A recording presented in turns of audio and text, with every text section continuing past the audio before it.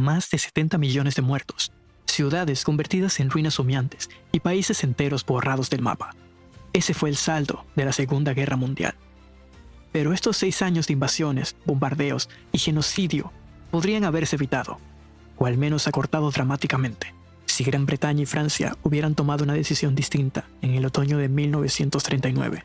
Cuando Hitler atacó Polonia, el frente occidental alemán era un fantasma, una cáscara vacía, apenas sostenida por un esqueleto de defensas. Mientras el grueso de la Wehrmacht, sus divisiones Panzer más aguerridas y sus mejores unidades aéreas se hundían en las llanuras polacas, la retaguardia hacia Francia quedaba expuesta, vulnerable, confiada en un enorme farol estratégico. Las potencias aliadas, cumpliendo finalmente su palabra, habían declarado la guerra. Sin embargo, en lugar de un rugido, solo hubo un suspiro. Los ejércitos inglés y francés se quedaron quietos, inmovibles, como anclados en el tiempo detrás de los muros de hormigón y acero de la imponente línea Maginot. Fue más que una pausa táctica, fue una parálisis nacida de un conflicto interno entre el deber y el miedo, entre la obligación con un aliado lejano y el terror a repetir la carnicería de una generación anterior. Esta inacción, aquella mezcla letal de dudas, traumas pasados y cálculos estratégicos desacertados, abrió una ventana de oportunidad que, con un empujón decisivo, podría haber derribado la casa del Tercer Reich en sus cimientos. En cambio, se cerraría para siempre, cambiando el curso de la historia y condenando a Europa a un infierno mucho más prolongado. El 1 de septiembre de 1939, la Wehrmacht desató su Blitzkrieg sobre Polonia. Todos conocemos el resultado.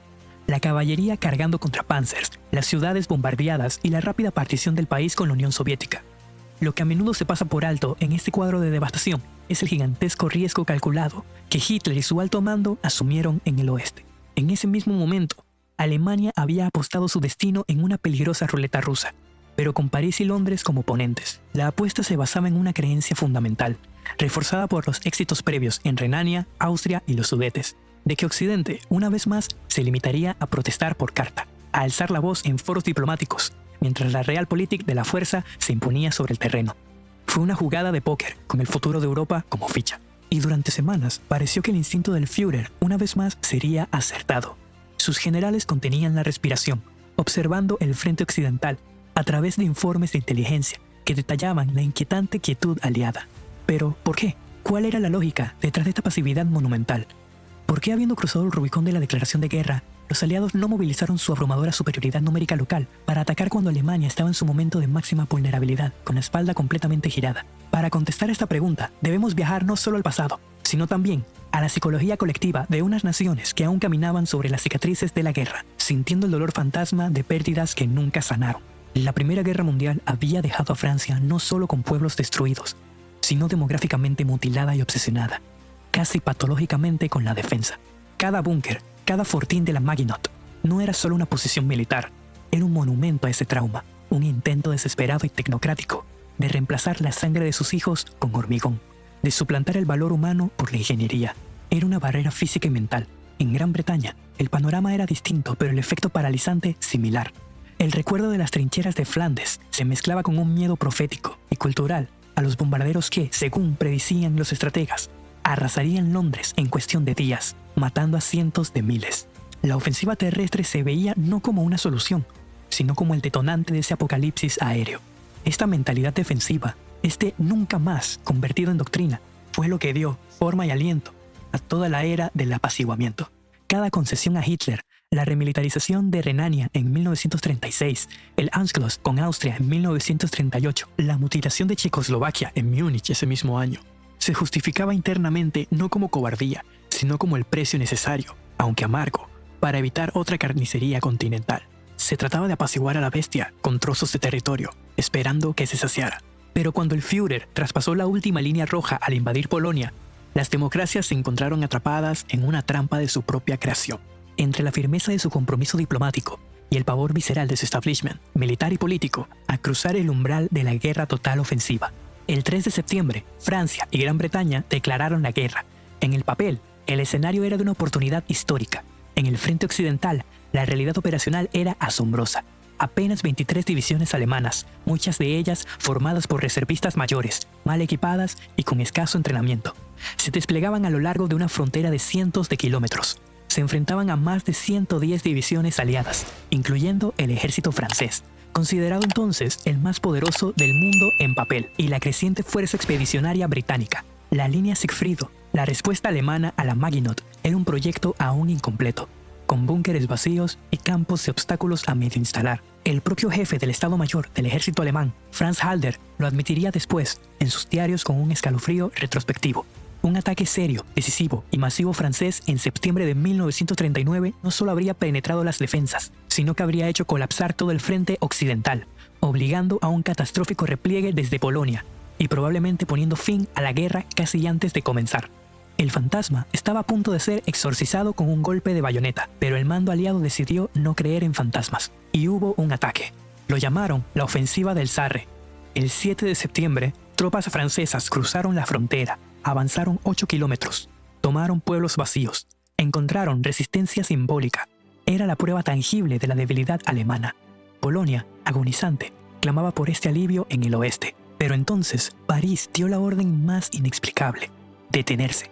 Aquí es donde la historia se vuelve fascinante. ¿Qué pasaría si la inacción aliada en 1939 es uno de los mayores puntos de inflexión estratégicos del siglo XX?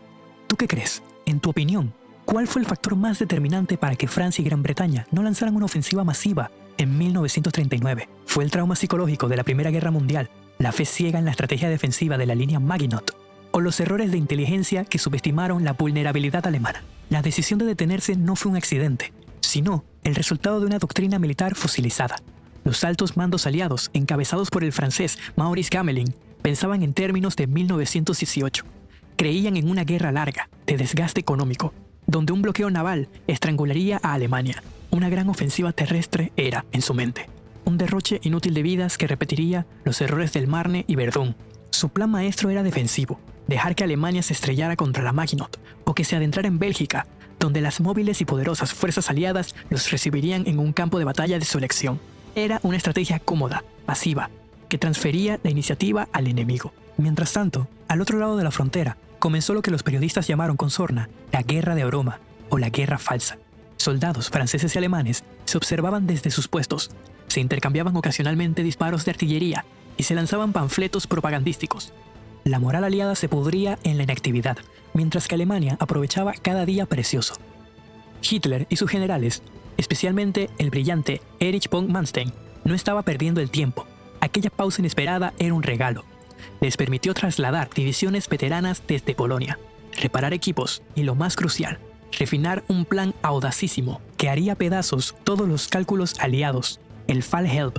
Los aliados estaban convencidos de que el golpe principal llegaría, como en 1914, por el centro de Bélgica. Concentraron allí sus tropas más élite.